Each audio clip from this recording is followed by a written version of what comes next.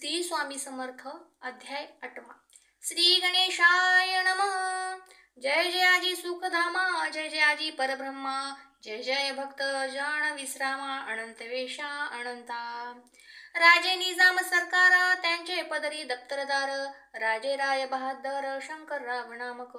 6 लक्षांची जहागीर, त्याप्रती सकल सुखे अनुकूल असती. विपुल संपत्ती संतती, काही कमती असेना.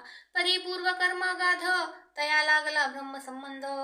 उपाय केले नानाविध, परिबाधा न सोडी. संबंध बाधा म्हणून चैन पण पडे रात्रंदिन. गेले शरीर सुकून, गोड न लागे अन्न पाणी. नावडे भोग विलास, सुखोपभोग कैचा त्यांस. निद्राणेची रात्रंदिवस, चिंता नले पोळले. केली कित्येक अनुष्ठाने, तैशीच ब्राह्मण संतर्पणे. भौसाल दिधली दाणे, आरोग्य भावे म्हणून. विटले संसार सौख्यासी, त्रासले या भवयात्रेसी. कृष्ण वर्णाला शरीरासी, रात्रंदिन चैन नसे. कोणा लागी जावे शरण, मजवरी कृपा करील कोण. सोडविले व्याधी पासोण, ऐसा कोण समर्थ. मग केला एक विचार, प्रसिद्ध क्षत्र श्री गाणगापूर. तेथे जाऊन अहोरात्र दत्त सेवा करावी. सेवा केली भाऊ अस, ऐसे लोटले 3 मास. एके रात्री तयांस स्वप्नी दृष्टांत झाला. अक्कलकोटी जावे तुवा, तेथे करावी स्वामी सेवा.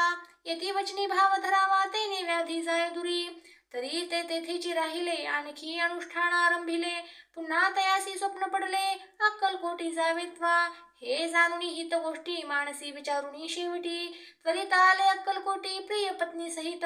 तया नगरीच्या नरनारी, कामधंदा करिता घरी. स्वामी चरित्र परस्परी, प्रेम भावे सांगती. कित्येक प्राप्त स्नाने करोणी, पूजा द्रव्य घेऊनी. अर्पावया समर्थ चरणी, जाती अति त्वरेने.